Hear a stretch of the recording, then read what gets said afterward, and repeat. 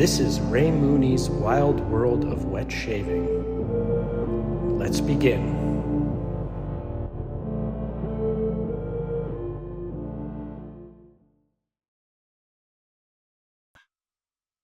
All right. Welcome, and I'm about to call Ben from House of Mammoth. Let's do this.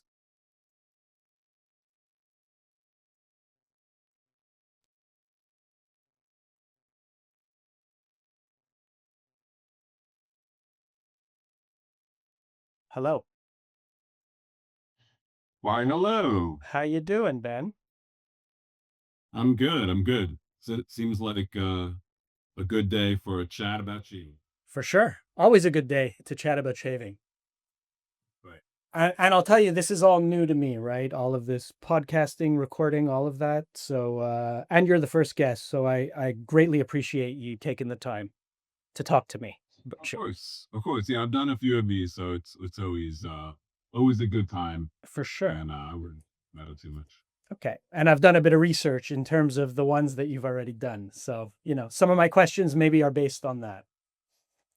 So we'll see. Sounds great. We'll jump right in. What do you think about whether we're in the golden age of wet shaving these days? Well, there's certainly more options than there ever have been.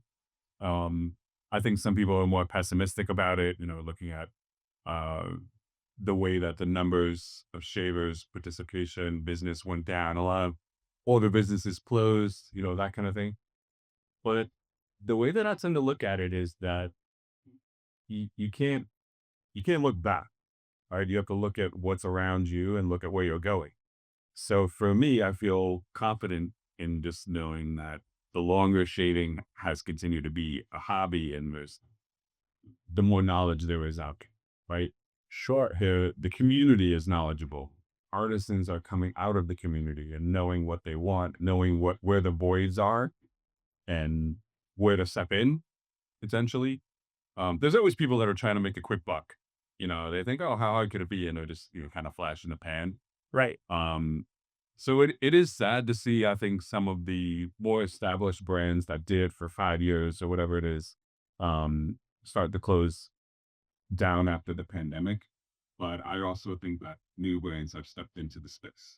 It looks that way too. And that's actually the perfect segue. You seem to be a very sort of an OG community member. You've been around this shaving community for some time.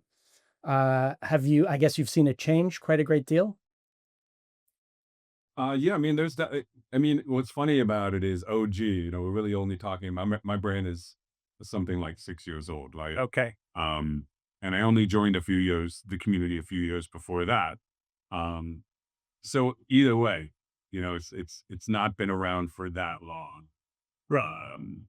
Relatively, not just relative to human history, but it's been relative to most industries or businesses.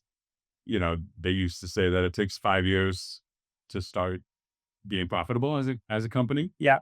So I don't know if that holds true for soap or other shaving artisans.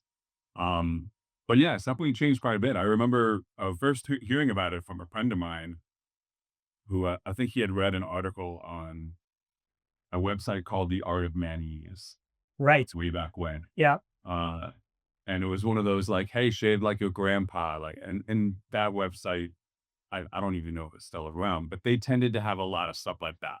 Or how to trap a beaver, Yeah. you Yeah. said Yeah. that, the knowledge has been lost. And so we want to make sure that it doesn't, and it was kind of cool. I enjoy kind of DIY, and that was definitely and still is, I guess, a big kind of part of the ethic Right. of my generation was like, hey, actually, let's deconstruct some of these things. Let's figure out if we can make these things ourselves. And so I always, even as a kid, was always tinkering and so on and so forth. So it really appealed to me, not from the standpoint of like shave like your grandpa, but more of like, oh, there are people out there making their own soaps and shave, I was already making bath soap at the time and, putting my own kind of fragrance blends in the bath soap, but really just as kind of a fun side project and giving it away to friends and things. So that aspect of it was interesting. you know? And so did you First kind of or the join the hobby, there was not a lot of brands. You know, there was a handful, and pretty much every time a brand put out a new soap, the entire like whether it was Reddit, our like Right Shaving It, or you know, different Facebook groups that were around at the time. Some of them are still around. Everybody pretty much bought it, almost every release by every artist because there were only a few. right. Um, and so that I think, you know, started off kind of the thing. And then other people said, oh, well, you know, I could make something too. And then it kind of went from there. Sure. So yeah, I think there's definitely been some ebb and flow. Um, but I think in a good way, the cream rises to the top and, you know, the longevity is there. And some people also, I think, were just doing it for fun and it was a season. Yeah. And then the CV was over and things changed quite dramatically, and they found themselves going, "You know what? I don't have the passion for this anymore." So they might have still been profitable, but, you know, they chose to leave for other reasons. Right. So, yeah. Did you sort of jump into making shave soap right away then off the bat? You had already made, bar or bath soap, you said. But sort of when you joined the community or found the community, did you get right into the soap manufacturing aspect? No. No? No, not at all. I was never planning to be an artisan, quote unquote. Interesting. Um, or be a perfumer or any of the things that's happening now. Have a brain, any of that stuff. Wow. Um, But It what was more just like I remember, you know, my friend had a bunch of different soaps, and you know, I would go hang out, and he'd be like, "Oh, you got to check out this new soap I got. It smells like, you know, peach tea," and that was, you know, a declaration the Southern Paradise, right. um, or now if I remember correctly. But yeah, so and he'd be pulling them out, and oh yeah, check this one out, check that one out. So I was really more in that space of like, well, I don't really want to spend a lot of money on this, and I'll try it because my friend keeps like talking about it, Sure. talking about it. Um, and it was just became something fun. But then, yeah, I think a little bit later on when I think where it really started for me was how what was um you know, I don't even remember how it started. Now that I think about it. That's okay. Well, yeah, I mean, I just had my curiosity of like, you know, I wonder if I could do this. Sure. I've never worked with a dual lye recipe. Right. So, in simple terms, you know, that softer soap, the cloak, you know, the clean soap that we love, Yep. Italian style soap, is traditionally made not just with uh this sodium my goodness, sodium hydroxide Yeah. is what you use bar soap, right? It makes a firm bar and so on and so forth. And that lye reacts with whatever fats you choose, and then that turns it into a salt that is basically what you use for soap. Yes. Potassium hydroxide can also do the same thing, but the product, the resulting salt, is actually softer and has different properties. And so most shaving soaps that we know and love in the artisan space use at least 60-40 ratio of potassium hydroxide to sodium hydroxide in their recipe. And the result is a kind of a hybrid um, cream slash firm shaving soap. So that was the part that it appealed to me. I was like, wow, this is so interesting. You can make soaps with different properties and just a block of bar soap. Or So that was the thing that kind of pulled me in. And then I was like, oh, maybe I can make it a little better. Maybe I can make it a little better. And then started adding some fragrances to each new batch. And in all, it was about a year before I felt like I had something that was more market ready. okay. Um, And then somewhere along that year, I was sending out samples to people just because, like, I had made friends in the community and I wanted people to tell me, like, do you think this is any good? You know, Sure. Of what course. do you think? And I kind of in my mind was thinking, well, maybe people might want to buy this.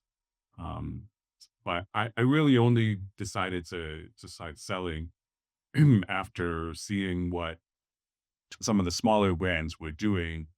Um, Speaking of how the industry has changed, back then one of my biggest obstacles to starting a brand was that I thought if you were going to be at a retailer like Nadyard's or one of the online sites that we love so much, Yeah. you had to keep them constantly in stock of a particular product. Yeah.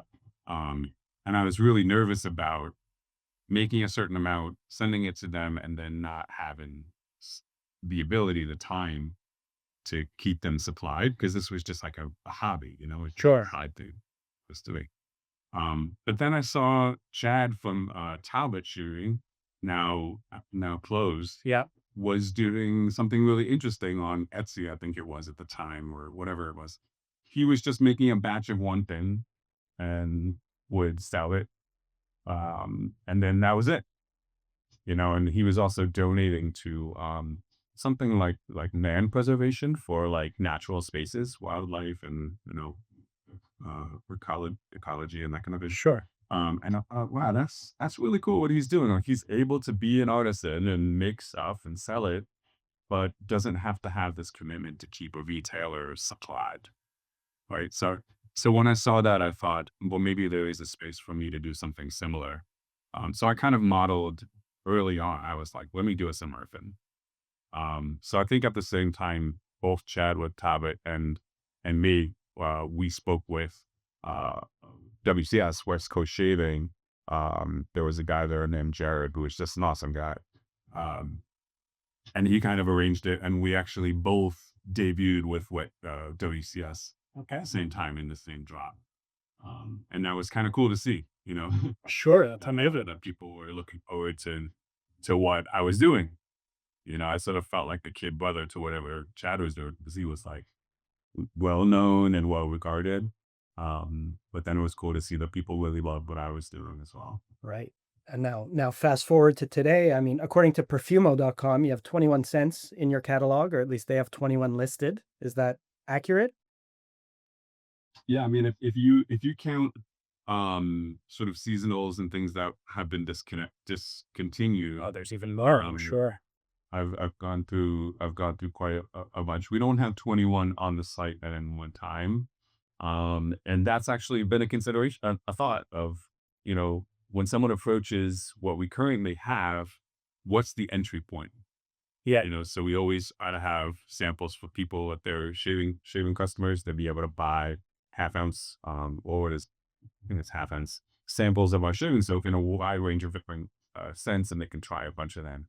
And then the same thing on the perfume side. We won a perfume award, and that's been nice because it gave us exposure to a whole new community of customers, people that don't really care about shaving soap, don't care about that hobby at all, but they do care a lot about fragrance and about beautiful, interesting, artisanally crafted, whatever word you want to use, um, fragrances. And so the same thing, we did the same thing for the fragrances. Now we have samples for those too, and people can kind of like try out a few of them before committing to a larger size. Absolutely. And is it hard to straddle both, the shave end of it or the shave soap end of it as well as the perfume side of it or being a perfumer? I don't think so. So if you're talking about having two different I mean, customer bases. well, it's not even that. More does one detract from the other in terms of, if you want to be a serious perfumer, is, wading into the wet shaving world sort of a detraction from that at all? Yeah, I mean the only way you can answer that is by looking at what's happened in the past, Okay. and so maybe there's not a lot of wet shaving artisans that have been considered serious perfumers, but there are some. I don't think that it excludes you, but I do think that the wet shaving customer cares less about perfume quality. That's fair. Yeah. Like, it's not their fault because a lot of times you can't tell the difference in quality from just smelling soap, um, smelling fragrance through soap. Sure. I remember Sean Marr, had said, and he's exactly right, which is that soap is basically the worst medium for fragrance. It kind of compresses down all of the different nuances and beautiful touches and accents that you put in there into just one kind of mega note. Yeah, Uh, and in the industry, not just in the artisanal industry, but in the broader, skincare care industry, professional perfumers formulate or soap specifically, and they formulate fragrances to be stable, first of all, meaning that you're going to be able to smell them and they'll stay and they'll stick to the soap. yeah, But then also balance in such a way that I guess acknowledges that soap is not going to be a transparent medium, so they really amp up certain notes that would tend to get muddled or muted in the interesting. soap. So then it's what you're saying is it's a different formulation for the soap than it is for the actual perfume or the extrait and whatever. Interesting. I didn't know that. Yeah. Could Yeah, exactly. So we're not there yet. I'm still working on that maybe for the future. yeah, Um, but that's been, one of the technical considerations, for the future. And the hard thing is that when you start doing that, um, everything becomes more and more and more costly sure. because basically every SKU, every individual item. So I'm not just talking about like you said, oh, you have 21 cents. Well, we don't have all those on hand, but like even if we had say 10 or a dozen, Yeah, it's not just 12 products, right? Because each of those scents also comes in 5 or 6 different versions in the product. Each sure. of those needs their own labels, um, printed and different containers that they come in. And so managing all of that inventory can be really hard and it can be costly if you don't have enough sales to keep it turning over. Absolutely. So you don't necessarily want to stockpile it. I get it. I get it. So, Right. these days, as a sort of side business, if you will, how many hours would you say, or how much time do you devote to perfuming, if we can call it perfuming or shave stuff per week?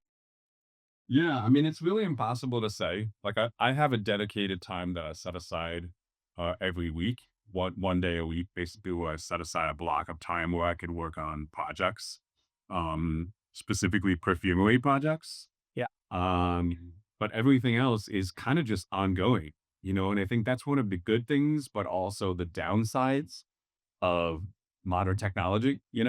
So the fact that I can run a store on Shopify as just a dude, I didn't have seed funding and I didn't have to like get a rental agreement for a brick and mortar and then staff it. right. Um, it was just me at first. And now of course Vita is a part of it too. And then I've had my wife doing more work with it as well, especially more recently. But yeah, so the upside of that is that somebody that's very small and doesn't have a lot of startup money, can spin up a website basically in an afternoon Sure. and start selling things and look polished and look legitimate. Yep. It's becoming harder and harder on the downside to spot when a brand is trustworthy. I don't know if you ever seen like if you see like not just in shading, but in any other product, electronics or apparel or whatever, there are all these like really nice looking websites, very slick. And they advertise Facebook ads, whatever it might be. It's Right. and you go there and you're like, I've never heard of this brand before, but they look great. Everything looks very polished. But then it turns out that they're either really, really cheap, crappy drop ship stuff, or worse, they're just a complete scam. Scam. That's it. Yeah. Um, so it's awesome that we have those abilities. Like those tools are really powerful. The downside, as the guy that's kind of behind it, is it very much feels very like Wizard of Oz, like Sure. the great and powerful Oz with this incredible display, but then behind the curtain is just a dude. Yep. That's one guy kind of like trying to keep everything going. And Um, People's expectations though are that you're going to be able to act as a big brand. Like part of the shipping problem. Sure. expectations are expected, that you can match Amazon and fulfillment, which is a ridiculous notion. It's one of the biggest companies in the world, FYI. But that's what the expectations are, right? Customer service. People expect you to be polite and professional and always say the right thing and so on and so forth. But meanwhile, you're just a guy living life. And then that message that you got from somebody, you might have gotten like on your lunch break, you had to like dash off a response within, 5 minutes and then get back to eating their sandwich or whatever it might be. Meanwhile, they have a whole stable, like the old time big companies have a whole bunch of people that are trained, Sure. that are supervised, they're given scripts for how to respond to certain things, you know? So it's a downside as well, where people expect you to be able to be the equal of these major companies just because your website and your functionality looks slick. Similar, yeah. That's a very good point. So yes, it makes it harder, but I think nonetheless, your product seems very, very popular, at least in the spaces, where I play. And so that's a Sure. great thing. What happened Well, the with one thing that you can do as a small brand is just to be very clear about who you are and what you're trying to do. So you're setting expectations. Right. So we're very clear about like fulfillment of orders, for instance, on the website that says we strive to ship all of our orders within 5 to 8 business days. So we're making no promises of 2 days shipping or anything like that. No, but you know it's a realistic window of like if we can go to the post office at least once a week, and often we go more often, and we schedule pickups when we have a lot of stuff, that kind of thing. Then we can get stuff out.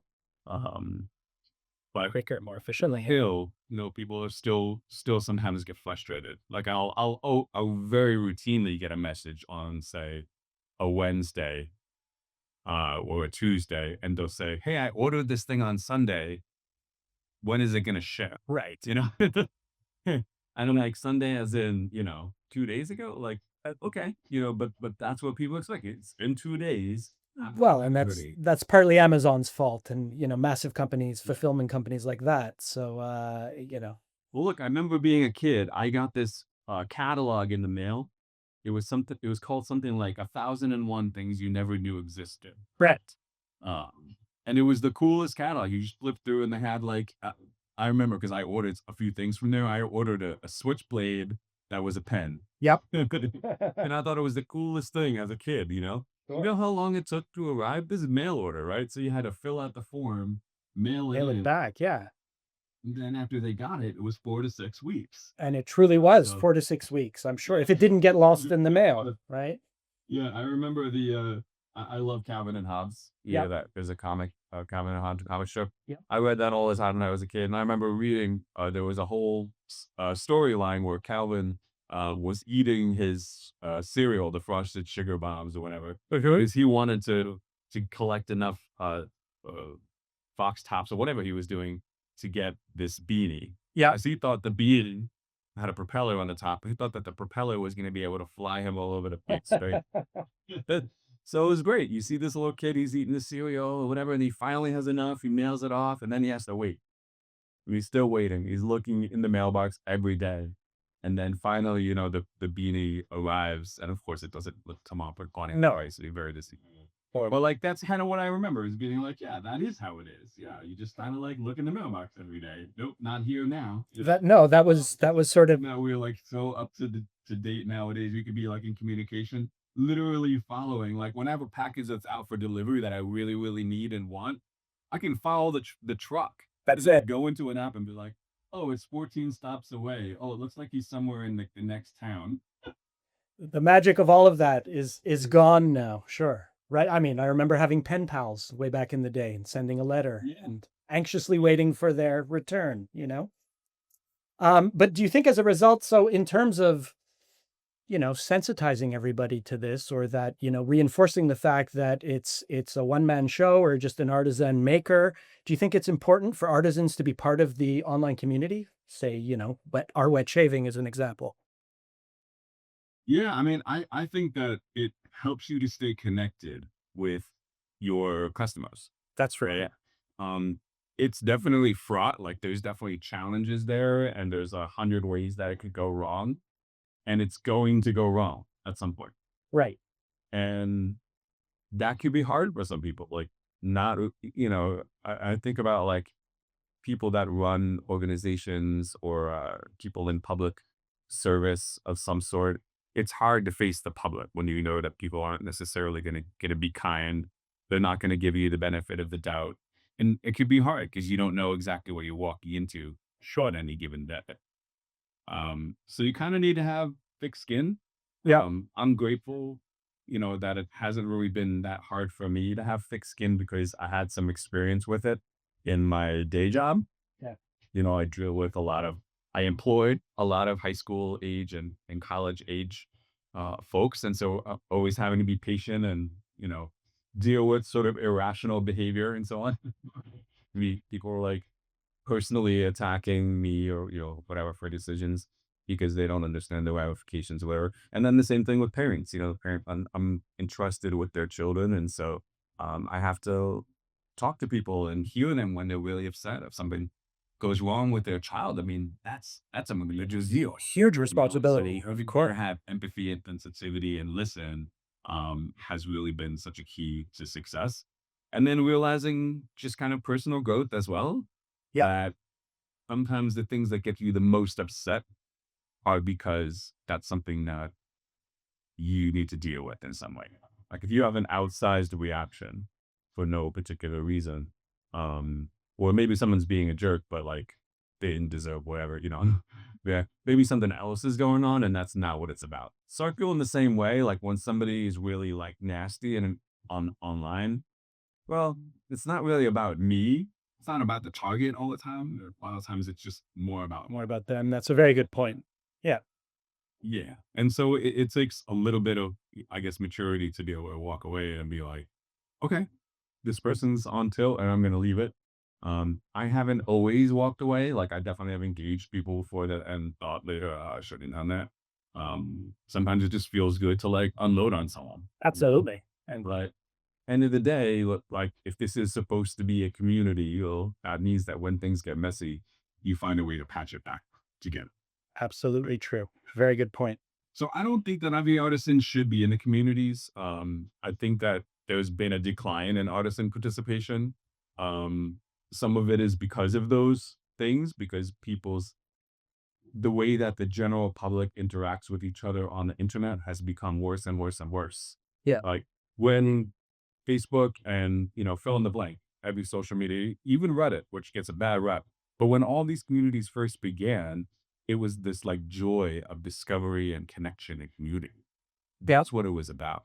But then like over time, it just kind of slid and got worse. And that we're just having whole cultures of people that are just there to like entertain themselves at other people's expense.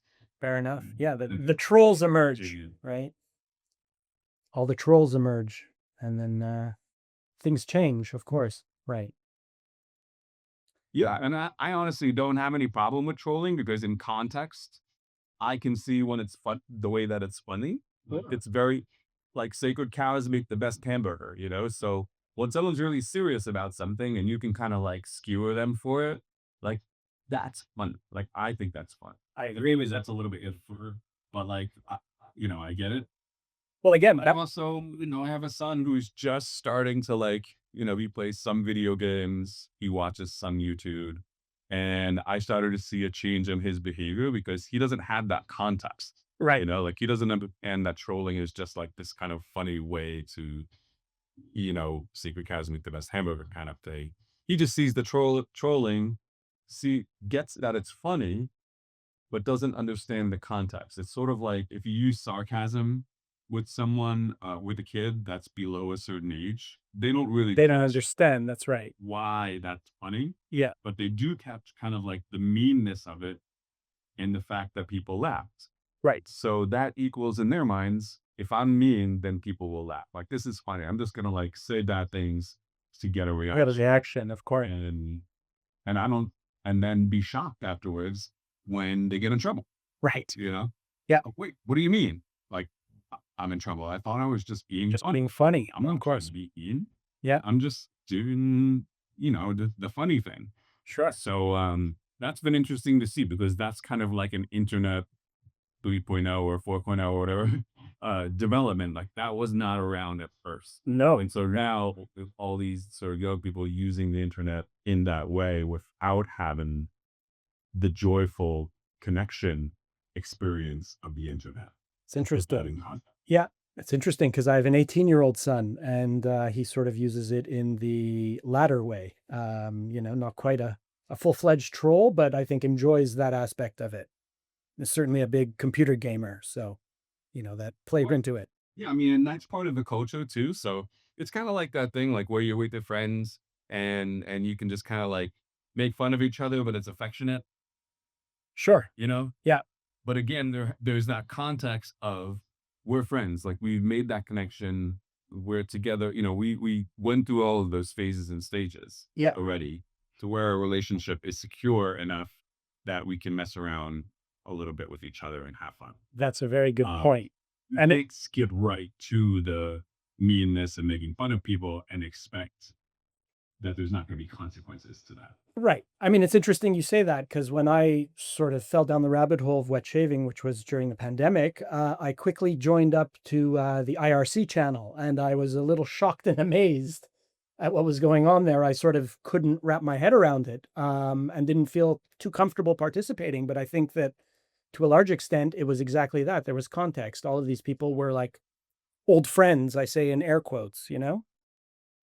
Exactly. And the same thing in other, Facebook groups, even in the wet shaving Discord or on wet shaving on Reddit.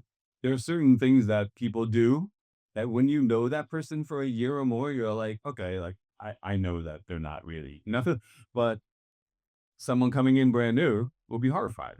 Right. Like, and that I think is such an interesting way for us because we can't see the way that the person looks. Like, you can't see their face No. when No. something's happening.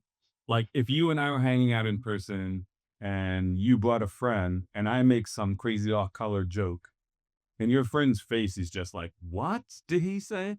Like, I'm gonna catch myself. Yeah, you're like, "Oh, wait, I forgot it's not just me and my friends here, like, Yeah. somebody else is there."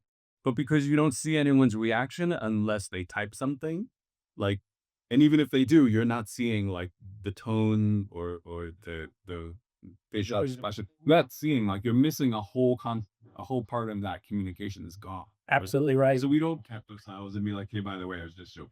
You know? It doesn't happen. Sure. Right. So it's a hard, well, Thing that I've noticed is really interesting, like you were talking about teenagers, like I was saying, like I employ a lot of teenagers, young adults, college students, yes. and where yes, when you're gaming with your friends or when you're on a kind of an anonymous internet community, where people don't actually know who you are, your face, and so on and so forth. Right. People are very bold, and the trolling is there, and all of that, and the negativity is just part of like internet culture. There's a really, really interesting other side of the coin, which is that when you're around people that you know, and then you have a text group or chat or whatever it is, depending on what the social context is, what I've noticed is that people are very reluctant to comment or to post. Um, we tried to set up a group chat, for instance, for our leadership program, where we have, 20 or so, like 15 and 16-year-olds, right? So we added them all to a group chat or all, hey, uh, we're gonna have some bagels for breakfast tomorrow morning. What would you guys like? Please, comment what you want, and I'll add it to the order. Sure. No one responded. Is it for fear of Mm. offending or something? No, it's just like this is just expressing your bagel choice. Well, what's happened is that because of all the trolling and because of all of this other stuff, the sort of younger generation uses online participation very, very differently than we did. I feel like I'm like mid 40s, or young 40s, I guess. And like I use the phone and I'm like constant communication, like whatever. Like we had Facebook, we put like pictures of ourselves and everything we were doing. Sure. And only now we're still looking back on it and being like, whoops, we shouldn't Shouldn't have done that. person that mentioned. Right. But young people now know all that. And some of them don't really think about it and they just do it anyway. But other ones are like, you know what? I've actually seen people get bullied for something innocuous. Right. Uh, so if I say that I want, a sesame bagel, what if someone's going to turn that into a joke and make fun of me for it? Be like, That's interesting. dangerous to Interesting. comment and do your real name. That's Right. all I'm saying. Right. That's interesting and also a bit sad because I'm older than you, in fact. I'm in my early 50s. So, completely different times. For instance, my neighbor came to me the other day and said, "Hey, I was on Google Maps and I was just looking around the neighborhood and I noticed that your house was blurred." And I said, "Yeah, talk to my teenage son who did that because he's all up on, security and doesn't want our house visible on Google Maps." Oh, I did the same thing. Right. So there you go. So you're up on it as well. It's nothing I ever would have So considered. my sister took to me like, "Oh no, something went wrong Right. with your house." I'm like, "No, No, I did that on it's purpose." intentional. Like, Right, exactly. I'm like, "Yeah, I don't want people just randomly looking up my house and whatever. They could drive past it, Sure. but like, let's make it so that people actually have to work for it. You know, That makes people sense. want to see them." Makes sense. And I appreciate that my child did that, although I would have never had the wherewithal to sort of do that on my own. Can you I love it. can you talk to me for a minute about working as a school bus driver? Oh my goodness, yeah, that was a long time ago. Oh, I Uh, figure. Basically, I just graduated from a fancy liberal arts college, and I didn't know what I was going to do with my life. Yep. And I happened to be singing in a group with a guy that owned the bus company, and it was the same bus company that actually drove for the summer camp that I was working at. Okay. So I said to him, "Hey, you know if I could apply for a job or whatever?" He's like, "Oh yeah, sure. Fill out the application. Someone will interview you, that kind of thing." And so I did that for about a year and a half. I drove for the school for a bunch of schools, everything from 4 or 5 year old kids at a preschool, all the way up to high school. I did Catholic schools, I did Jewish schools, and colored schools, and that was what I did. Wow.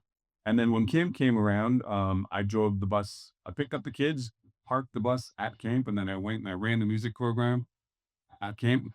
Amazing. Got back in the bus, Travel my got the whole kids on the bus, and drove them all home. So incredible. I worked 2 jobs. I just did whatever. I gotta do what I gotta do. Yeah, of course. Um, but that was a really interesting time because as a recent college graduate, I was living at home with my parents and single and all that. I'm thinking, why did I go to school for all this time? And this is what I'm doing with my life. Right. Yeah.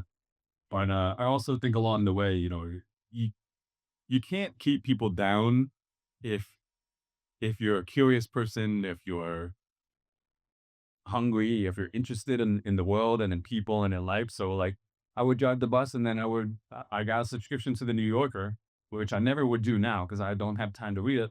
But at that time I had time. Sure. And it was really interesting to just like it would come every week and I would pull out and I'm reading stuff about plays and philosophy and different creative writing and I'm like, I never would have learned about any of this stuff if I wasn't a school bus driver. Right. That's interesting. Um, And was that in any way I linked? was like, "Why gotta do something creative?" So I started up a music website and I started contacting some of my friends who are musicians and bands and recording.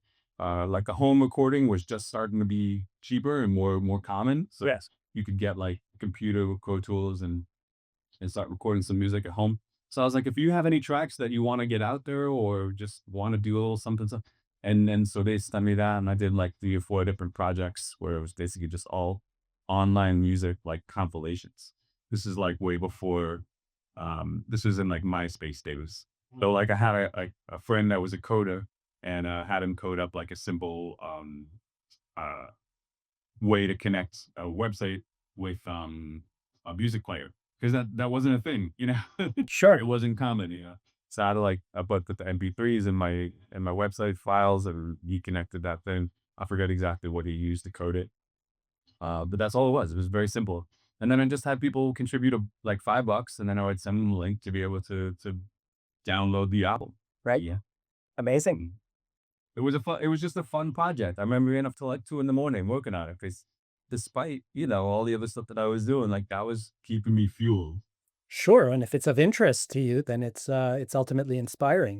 I understand that absolutely. Um, Yeah, definitely. Definitely. do you have back to shaving? Do you have a favorite razor? Yeah, so 9 times out of 10 I use the Blackbird TI made by Blackland Razors. Yeah. Um I used to have a wide range of razors and I would buy new ones when they came out and I would try them. Nowadays, I'm just so much more practical than ever. So I don't shave every day. I shave like every like 3 or 4 days. And I like how the Blackbird um can just mow down a couple of days growth, no problem. Yeah. And I don't have to do a ton of passes for cleanup. So for me personally, I end up getting more irritation the more passes I do. Right. So I'd rather have a more aggressive razor or even a straight. I mean, I saw on my straights, but that's a little bit more time investment. Yeah. So for the easy, dumb reach, I just grab that. And it's not only aggressive, but it's also very lightweight because of the titanium. Being a very so it's sort of it doesn't press down with its own weight. Right. It can keep it really, really light. So I like at it as a balance of like a lot of aggression, but then also light. So it kind of like it's a smooth and easy shave. It doesn't feel as smooth as a super mild razor would. Like if people are really ranking razors based on how little they feel the blade or the shave itself, that one's not going to come in at the top. But you know what's smooth? A razor with no blade in it. So That's it. it's also one of those things where there's a bit of a trade-off there. There I always don't is. mind making sure. Right. And I agree with you. I have that exact same razor and it's hyper efficient, but also very smooth. There's a bit of blade feel, but that's okay. Yeah, but I'd rather have more feel with the efficiency. For sure. If I anything, it agree. reminds you to expect it and not press, I've which. Yeah. I've myself have fallen into the straight razor rabbit hole, so I can understand and appreciate that absolutely. Awesome. It's awesome, but it's endless and I'm still, refining my technique. But it's a lot of fun, really enjoying it. Yeah, I mean, I would say that if you enjoy shaving and you've already kind of like mastered double edge and you tried single edge or you're not interested in single edge, whatever it might be, everyone should try a straight at some point. Um, but just recognizing that it is going to be more work and more time.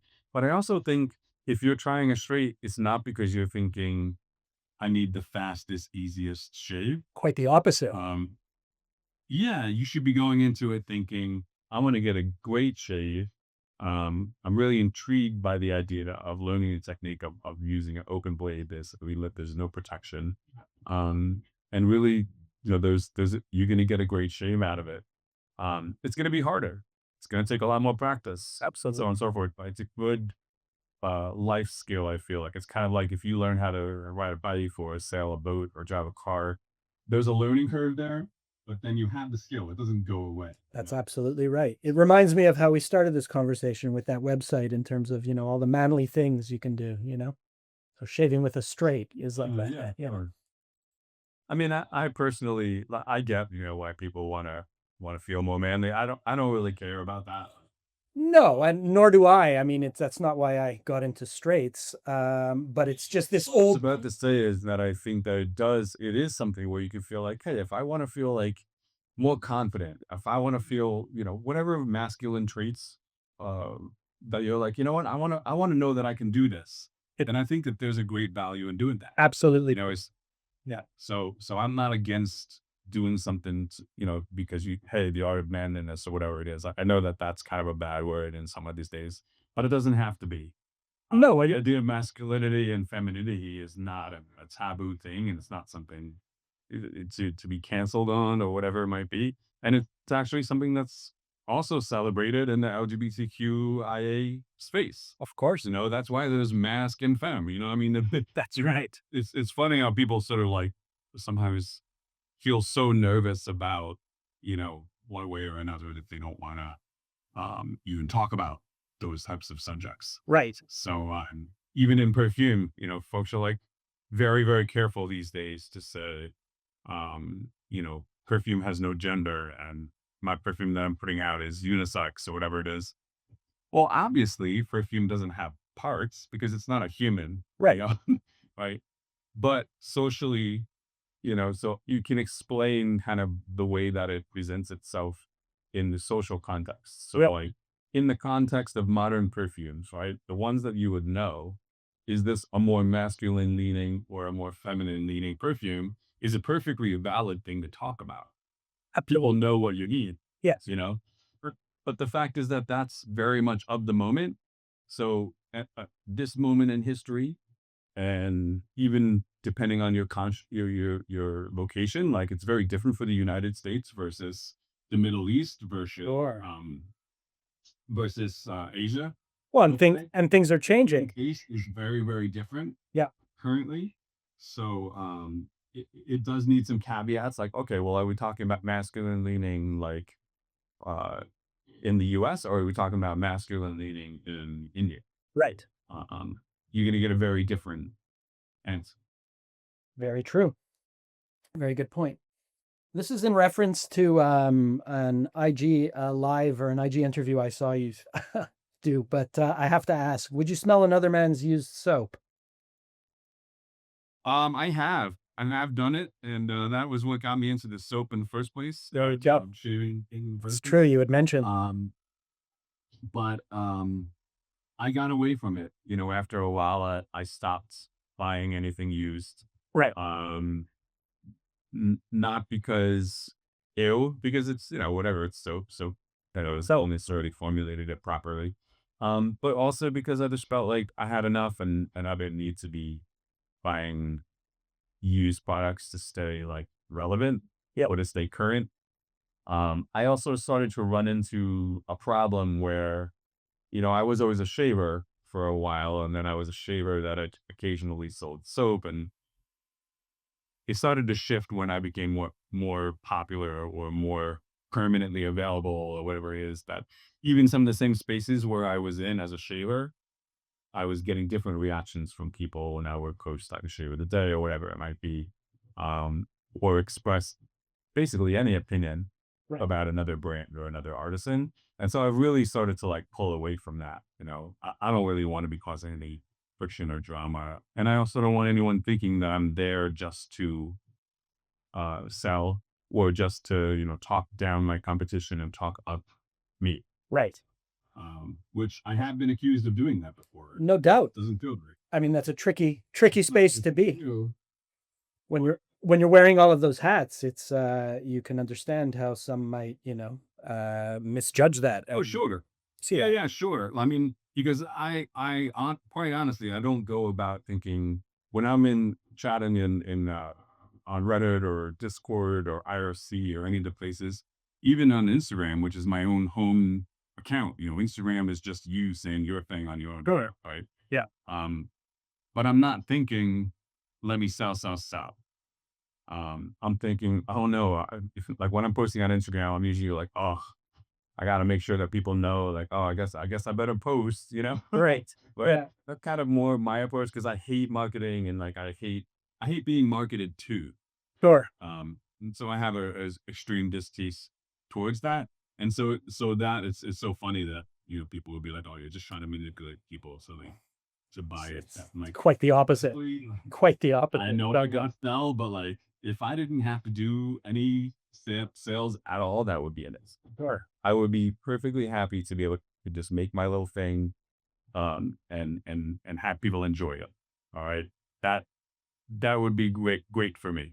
Right. But there is a fact of life, which is if you want to have a brand, if you want to be able to continue, then you have to sell the things that you're Exactly. making. Of course. And in order to sell the things that you're making, you have to, at minimum, tell people what you're doing. And so that's kind of my approach with marketing is I just want to tell people what I'm doing, and then I would tell people why I'm doing it and tell them what they can expect if they buy the product. Yeah. So that's why like House of Mammoth, we don't really do a lot of like constant sales and like gimmicky stuff to upsell. Like we don't really do all of that because that's not my main focus. Right. If I was buying a product from somewhere else or drop shipping or having somebody else make it for me, then maybe all of my time would be spent on kind of like all the little e-commerce tricks.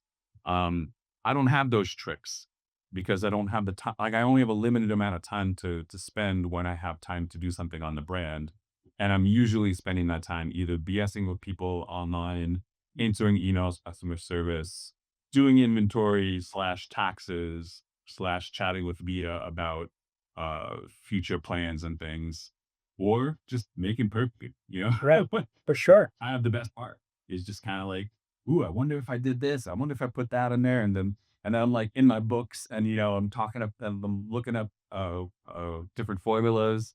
And I'm trying to solve a problem. And I love being able to come up with something that maybe someone's never done before or never tried before. and feeling like I've nailed it. Right. That's like such a cool feeling of putting something out there that's not out there elsewhere. Well, I mean, your scents are testament to that because they're very, very unique. Many of them are very unique, and I think they're very well lauded. So, what more can Yeah, you ask no, and them? I appreciate that. Yeah, that's awesome. I mean, the fact that people would resonate with whatever random stuff I'm doing, I think is awesome. And I'm planning to continue. Yeah, I Right. got some stuff in the works That's the to bet to do some dramatic changes. Maybe not super dramatic, but like some things will be dramatic in the future. Because I feel like every now and then you need a bit of a refresh. Of course. And so that may mean new scents. It might mean discontinuing older ones and in favor of having the flexibility and freedom to move forward on new ones, you know? For sure. And as long as I stay interested in what I'm doing and don't end up just kind of ho hum doing stuff I wrote, I think it's going to be a fun thing for me. And I think people will enjoy being along for the ride with House of Mammoth. I think that that's, perfectly said, and I would agree. I really enjoy watching you go, and it's a nice thing to watch and see. Very So, cool. Well, we look, got it's some really visual. cool stuff coming up in the next couple of months. I'll give you a little bit of a sneak preview. Yeah. Exclusive to podcast. Okay, so I've been teasing something a little bit on the sub and then the other day on IG as well. Yeah. But it's going to be a new fragrance. That's basically an evolution of the heart and the thought behind Embrace, Oh, maybe. which I formulated that one back in 2019, ish, Yeah. 2020, whatever it was, around the pandemic. Yeah, so it must have been 2020. When I really wanted to express something of love across distances. Cool. My brother was in LA. So I've been recently, since the wildfires in LA really affected quite a lot of people, but in particular, I'm close to my brother who's a musician in LA, in particular the music community. And so I'm going to be putting something out that is called Embrace LA, and it's going to support the music community in Los Angeles, and just kind of their efforts to rebuild after all of the wildfires that waged for, or I Sure. guess 3 weeks, maybe almost a month. Was horrific. Here. I have a couple of friends who lost their homes there, so, yeah, it's quite something, but that's a great, Yeah, initiative, and it really Embrace is like LA. really hard to think about how devastating that is. Like you're just thinking about the day to day. Like I've got this project to do, I've got that meeting, whatever it might be, and then suddenly you're thinking about where am I going to live? That's it. And And that's worse than that, often cases, many of your lifelong possessions, all of the things that are very meaningful to you are now gone, which Yeah. is, And also, if you're a musician, a lot of these folks are freelance, or they operate out of their home. sure. So all of their equipment, their studio, their Yeah. instruments, whatever, is all gone as well. So their livelihood is literally Just gone. lost and gone, yeah. Um, Well, yeah. Embrace So LA done. another one kind of related to wet shaving on Reddit is we always do a ladder games. Sure. Competition, which is really, really fun. And then anyone that's been involved has seen how kind of insane and absurd it is, but everyone has a great time. I can attest, And yes. yeah, and so almost finished, or we're basically at the finish line for this year's Shaver Prize, Fantastic. which was Priusaurus Rheosaurus one? on Okay. and so it's his fragrance. And so what I try to do is do a custom fragrance that's sort of inspired by the person who's the winner. And so the most I'll say about it now is that it does involve gourmand profile, which is something that Prius is known for. Yeah. And it does involve dinosaurs in a Okay. way as well. So the saurus part is there as well. Hopefully, So that's going to be a fun thing to look forward to. yeah, that is. Looking forward to all of that. Looking forward to Embrace LA as well. A lot of fun. Last question for you, Ben.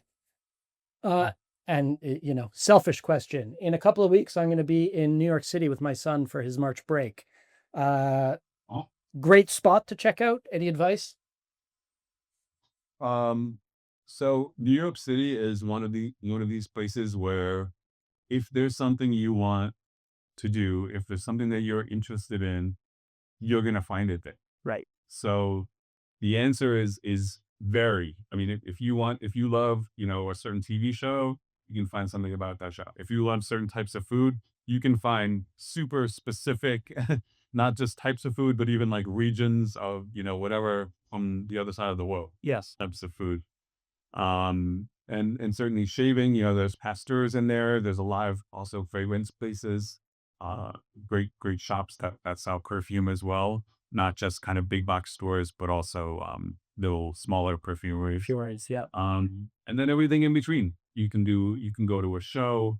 There's big theater, in Times Square, but then there's also lots of off Broadway and off Broadway that are Right. just as fun and interesting too. So Maybe more yeah, that accessible. is up to you what you're For sure. interested in. I'm happy to have a chat when we're done here if you want some recommendations. Yeah, absolutely. I mean, I've been to New York many, many times, but, was just looking, maybe you had a favorite place or something that is not to be missed. Oh no, I mean I would not be able to narrow it down. Right. Where to begin? Exactly. Um, but yeah, usually when people come into town and they're kind of more tourists, like you've been to New York before, so that's great. Um, I usually try to find out what they're interested in and try to give a really hyper specific recommendation. That's one of the things about New Yorkers is like we always know a place, Right. so Sure. it may or may not be on Google or Yelp.